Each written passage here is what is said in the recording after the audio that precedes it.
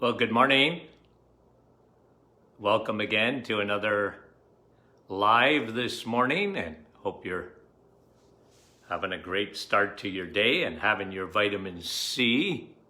Can't start your day without that. And Kristen and Francis, how are you? And Nick from our staff is on this morning. Christy, good morning to you. And Denise and Carrie, Mike, good to have you on with us. We appreciate it. Andrea, good morning to you. And John, our friend from Elgin, Illinois. Nellie, good morning to you. Guys, I appreciate it. Colleen, Len, and Judy, and Alika, and Lori from Ventura, California. Welcome. Our friend Jerry from Nouveau Brunswick, and Lee, good morning to you. Yvette, and Roma, and Marlene, and Madeleine, friend, and even Jeanette's on with us this morning from our staff. Jocelyn, good morning to you. You get Jonah, you guys are great. Yalam, bonjour. Maria, and Connie, thanks for coming on. Okay, so we got a big crowd, and we're going to do a little study. Well, I'm going to review a study this morning. I think you'll find it interesting. Marla and Nicole and Sari and Doris. I hate to miss out on folks, guys, so you can understand that. I can't say Joy and Luella. Good morning. Paul and Gail. Okay. I'm going to bring something to you that I flagged the other day, a study. I think you'll find it very interesting. I certainly did. Now, can I ask you a question? And of course, you have to, I won't know for sure if you answered it properly, but have you ever seen the movie Concussion? Put your hand up if you've seen that movie. Concussion. It actually, okay, anybody seen that? If you haven't seen it, okay, I think it's probably on Netflix or one of those, services. If you haven't seen the movie Concussion, I want you to know that story is personal to me. Now, the movie, and he could have easily won an Academy Award, because a lot of people, like, you're looking at it and maybe you don't want to watch it because it's football. But it's really about football players and what happened to them.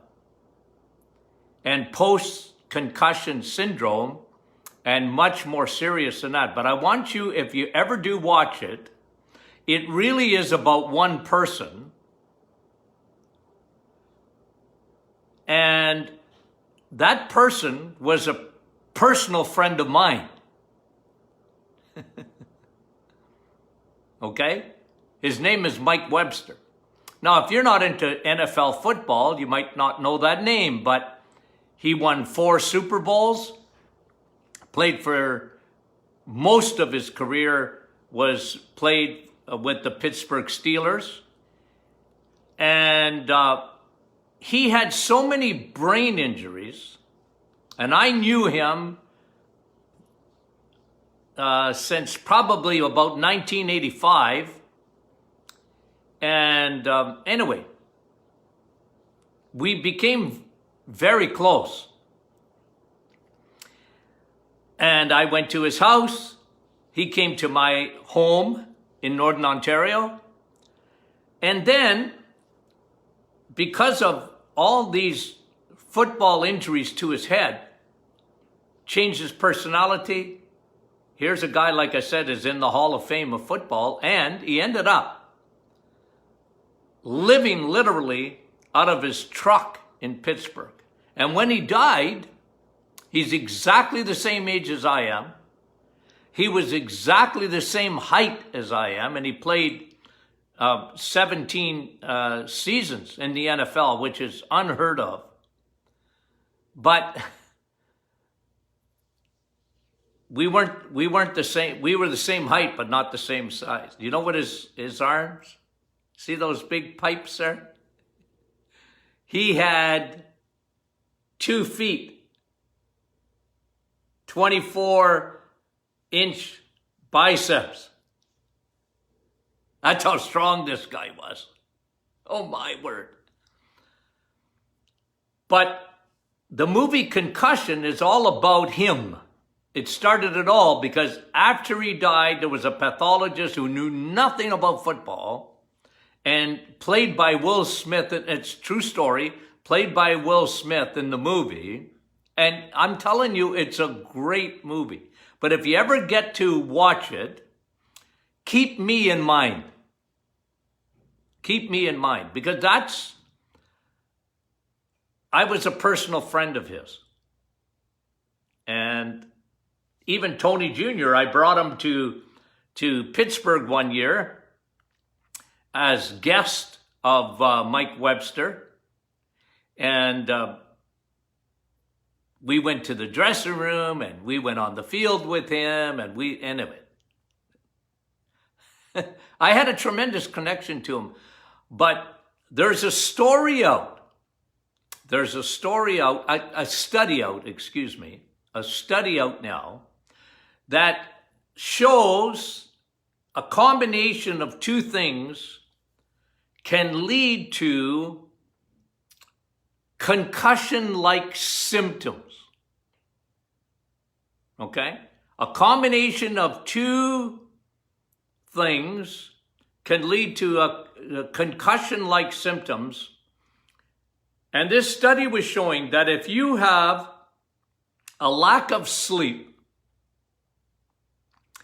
and cortisol,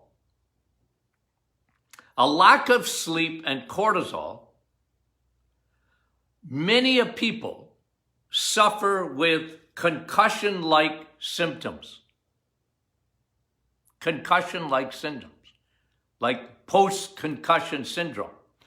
And we'll open this up a little wee bit, but I want to just tell you, you'll get an official notice about this, but next week, Wednesday, I think, Tony Jr. and I are going to do a webinar on cortisol.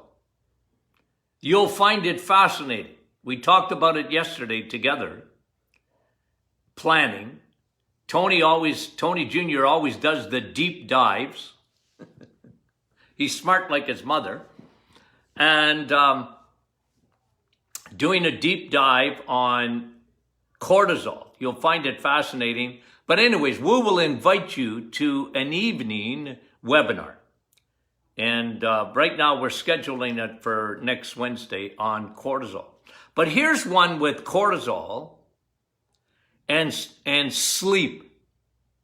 A lack of sleep and cortisol can give you like concussion-like symptoms. And some of you will identify with this.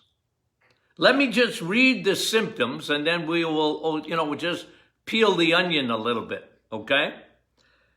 Dizziness, brain fog, fatigue, drowsiness, pressure in the head, sensitivity to light, headaches. Okay? Now, I'm sure concussions occurred when I was a kid. I'm sure they did. But not like today. Like, you hear so much more about concussions, don't you? And, kids that play sports, can happen with collisions. One of the reasons, in my opinion, that we see so much more of it, I had my bell rung a few times. I remember playing hockey in Timmins when I was a kid, in playing what would be equivalent to junior tier 2 today or whatever. And I come around the net and I had the puck, and I didn't see a guy coming at me. I didn't. I had my head down, which is a bad thing. But I remember thinking, okay, because I can remember it like it was yesterday, thinking, man, I'm gathering up some speed here and I'm going to carry that puck up the ice. Except a train was coming the other way. And man, oh man, did he hit me. Holy moly. All I remember, it was flying in the air backwards. And I mean, he knocked the wind out of me, and I hit my head on that ice. And we had in those days, little scrawny helmets. My word, I don't think they did much. But I got my bell rung. Now, the rest of the game, I was stunned. I still played, but I sort of like, you know, you ever see the cartoon Bugs Bunny? Where they got little Tweety birds going around in the head. But guys, concussions, it seems to me that, especially with Major League sports, has become a major issue. Like today, you get a concussion and they have a protocol, and they put you in a little room, or in football, they put you in a little tent, and they do a concussion protocol. But, you know, and what is well documented is that some athletes never get over it. And you had a head injury in a car accident or whatever, and some people just never get over these symptoms that we're talking about.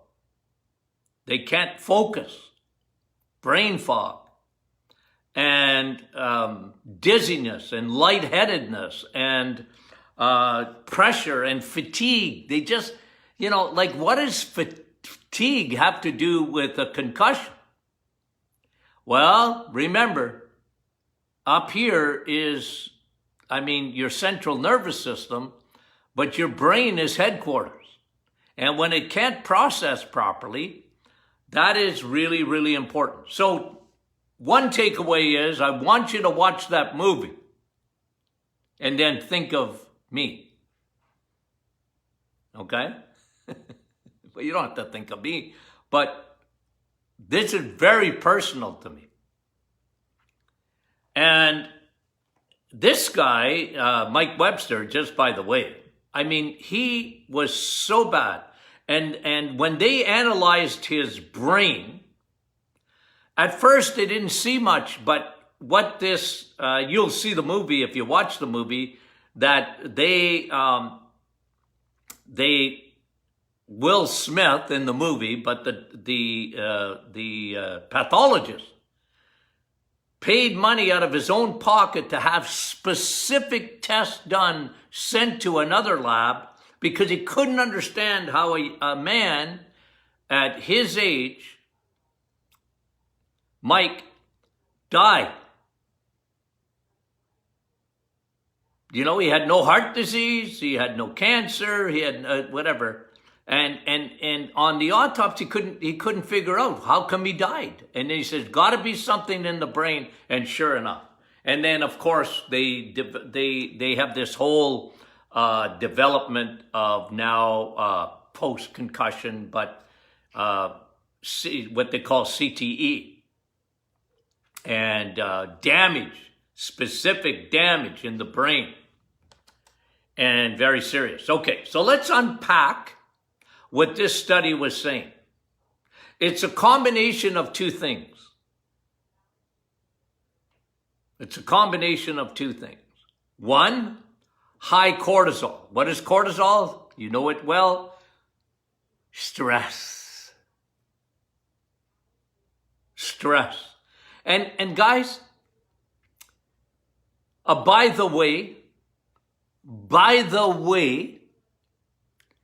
we haven't seen nothing yet, honey, of what's coming down the road. I've been saying this for months and months and months and months and months.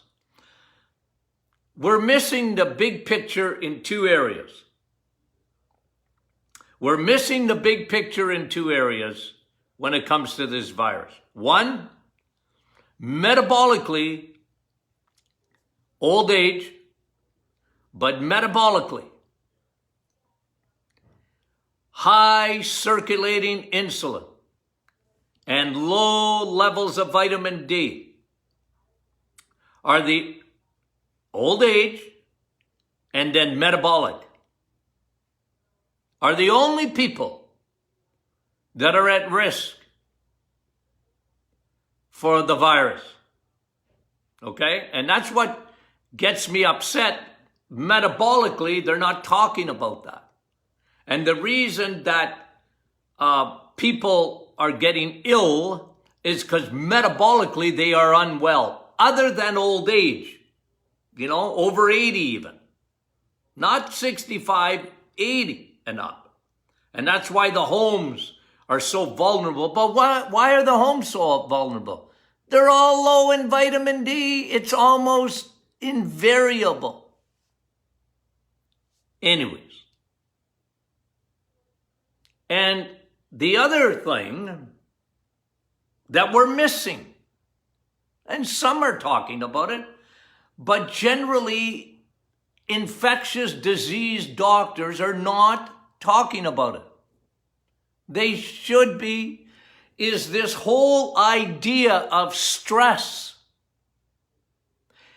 And what I'm saying, and I'm no prophet nor the son of one, what I'm saying down the road, it's already happening, but what's going to be even a tsunami is the amount of stress-related diseases, including depression, because of our focus only in on the virus. Now, people come at me for that.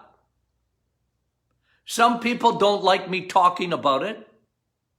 Even on my show here, some people have said, well, look, what else could we do? Well, you got to look at the whole picture. This is what I've said. Okay, there's a virus. I get it. I'm not minimizing it. But nobody's talking about metabolic syndrome. Nobody's talking about vitamin D, because when you have metabolic syndrome and you have low levels of vitamin D, your immune system's not going to work properly. I've talked about that. But the fallout of people not seeing each other, not communicating, the amount of stress, it is incredible. Incredible. The amount of stress that we're seeing. And what I'm saying is that is going to be a tsunami. It's already starting. Depression, suicides, drug overdoses. We got to look at, is the cure of the virus worse than the virus? The effects of shutting down are worse. Anyway, you know what I think about that. I think you can do both. You can do both. You can fight the virus, and you can keep people safe by getting their immune system. But anyway, but this study is showing, it's really interesting, what cortisol does. Now, I've told you this before. If cortisol goes on for a long period of time, stress leads to what? Anxiety. And we at the Martin Clinic have been saying it for many years, and now science is confirming what we're saying, is that stress, cortisol, ooh, if I come behind you and scare you, I'm going to stress you. That is the fight or flight. That is adrenaline. Ooh, you going to punch me or are you going to run? But if that doesn't get turned off, cortisol will turn into anxiety. It's one of its mechanisms. Now you have people who had never had anxiety before has got anxiety. Anxiety, the third step of anxiety is, you know what? Depression. Depression. I've shown you that even in the Bible. That, written thousands of years ago by Solomon. And Solomon says anxiety in the heart of man leads to depression. Wow. Wow. And we know, of course, there's all sorts of chemical ramifications to that and hormonal ramifications to that. The brain changes, the gut changes.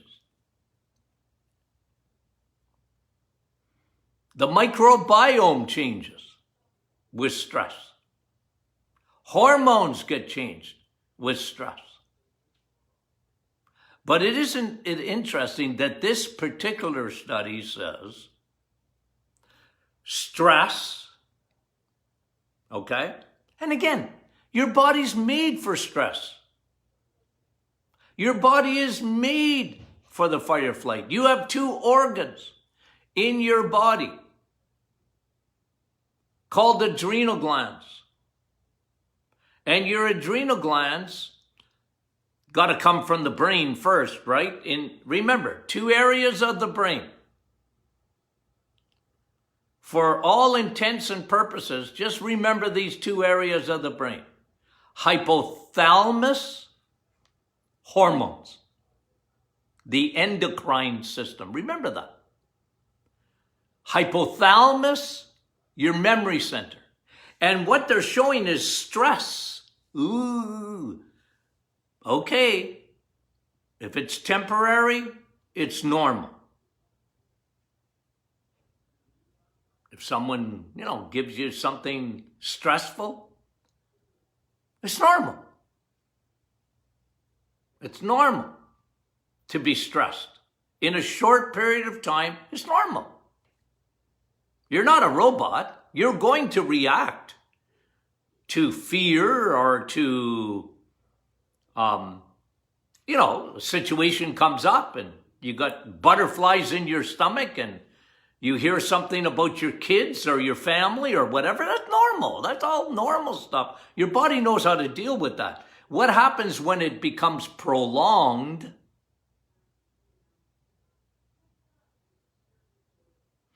Then it's big problems. We're going to talk about that next week. We'll talk about all the things that cortisol does in the body. Prolonged secretion of cortisol. But this particular study said, one of the things, if you're stressed and it's not resolved and you don't sleep, so high cortisol will affect your sleep. We all know that. Is anybody here, put your hand up if you've ever had a sleepless night because you were worried about something. I have. Have you? Of course. Your kids are sick or, your family dynamics or finances or whatever. And you got the pit in your stomach and you can't sleep. Your brain is going at 110 miles an hour. Well, one night, 2 nights, you probably get away with it without too much going on. But there's a lot of people, and this study is sort of confirming it, that when cortisol leads to insomnia, which the major cause of insomnia is cortisol, you can get concussion-like symptoms. The brain doesn't work the way it should. Your energy isn't there. Like, I did more than a deep dive on chronic fatigue syndrome and fibromyalgia. I wrote books about it. Chronic fatigue and fibromyalgia. And I always talked about, way back when no one was talking about it, I talked about stress.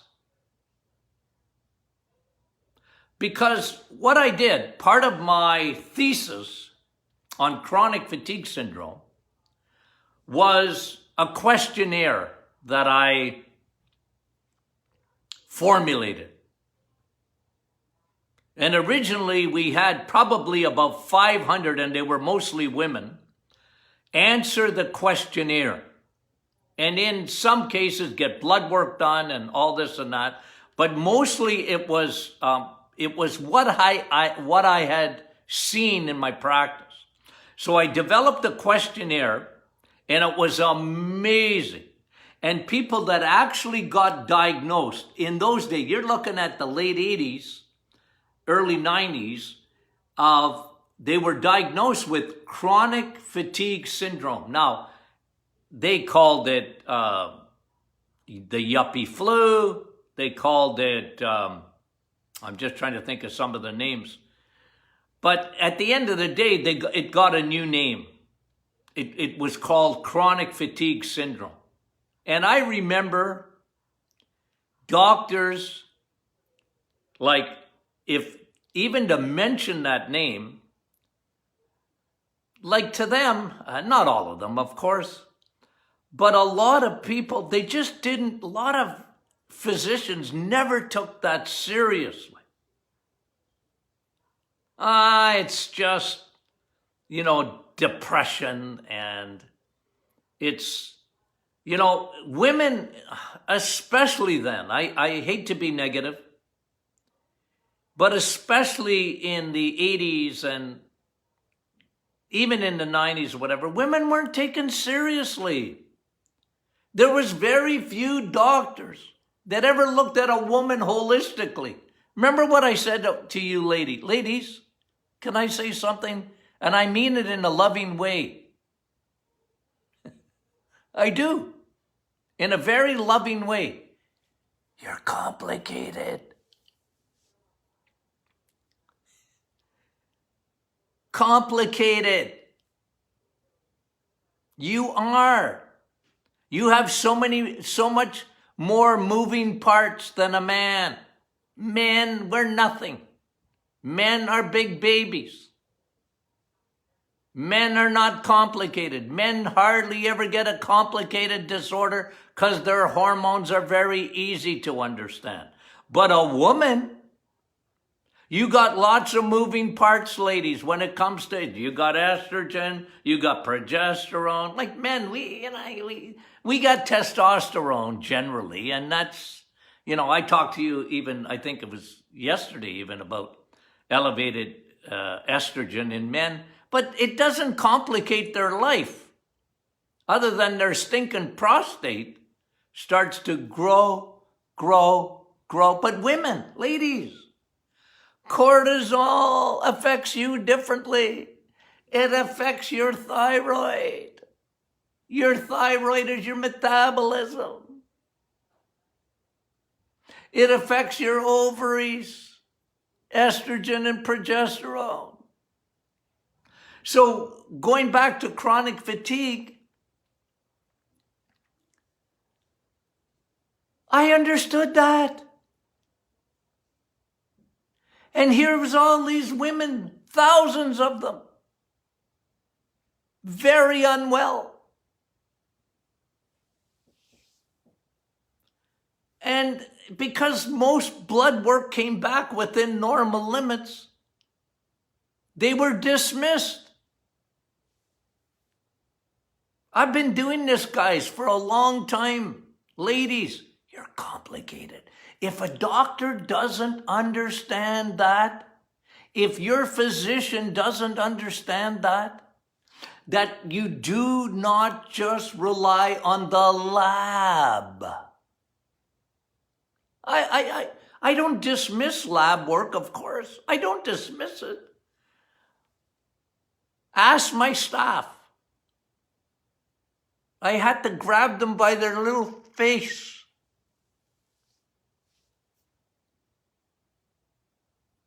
Symptoms. Don't dismiss them. If they have symptoms and the lab doesn't agree, that doesn't mean that they don't have symptoms and they don't have a problem. So, in chronic fatigue, there was almost no one we did thousands, but when I published my study, we had over 500 and 499, one of the symptoms they had was insomnia. You see, fibromyalgia, they can't sleep.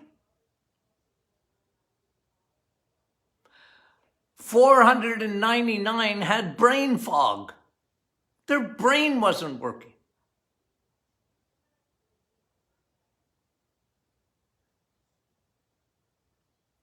And actually, one of the names, and they still call it that today, is ME.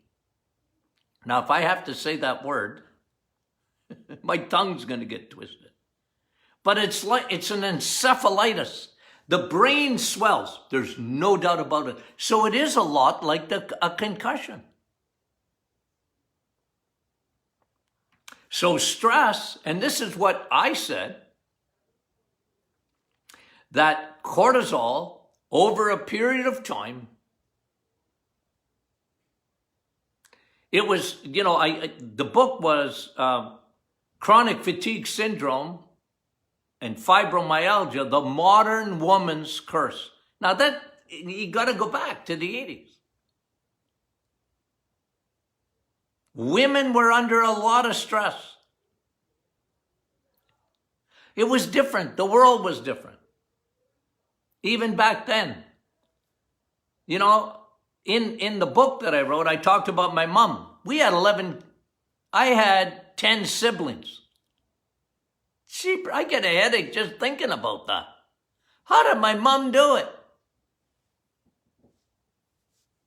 Big families. Well, I grew up in a big family. You don't think I didn't have admiration for my mother? Of course, when I was young, you don't think about it so much. As I got older, I had nothing but admiration for my mom. Wow, how did she do that? 11. We were 11. Holy moly. But with diet, chemicals, stress,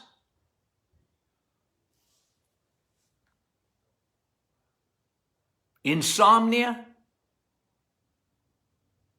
people not sleeping. You see, when you sleep,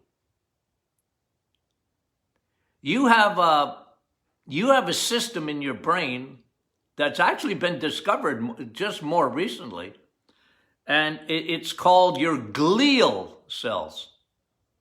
It's your own sort of blood supply up in the brain. It's the cleanup crew that come in at night when you sleep. Right? They do the night shift. You're sleeping, but the glial cells will come and take all that garbage out of your brain. All the waste products, and they get rid of it. That's really important. But you see what cortisol does? It stops that, because cortisol, and you get insomnia, the night shift can't come in. Now you have debris left in the brain. Isn't it a fascinating study when you think of it? Makes sense. Cortisol and sleep gives you concussion-like symptoms. And that's why a lot of symptoms like I see it on our private Facebook group. People saying, Doc, I'm dizzy. Yeah. Now, you can have an infection in the middle ear. You might not even know about it. You can have vertigo or whatever, but a lot of times it's this. It's exactly what I'm talking to you about. Doc, my brain, it doesn't seem, I can't focus. And yeah, I've heard it a million times. But don't dismiss it as being nothing. It's very important. Okay.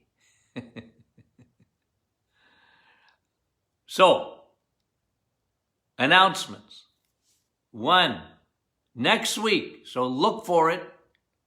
If you can, sort of block it off right now. We're going to do a webinar next week. You're going to be invited to attend on cortisol. It's going to be a deep dive, but you know how we teach. It's going to be very practical for you. By the way, our book is sold out, so I can't even advertise it right now. It's into its second complete print. You guys did that. Thanks a lot. Amazing. But right now we're sold out. And hopefully very soon we will have an unlimited supply of our book. But right now it's sold out. Wow, I can't get over that. And thirdly, if your friends or yourself, even if your friends and your family are not part of our private Facebook group, get them to join. That's a tremendous group. Now, watch the movie Concussion and think of me. That's my good buddy there. Not the pathologist, but the football player. Okay, love you guys.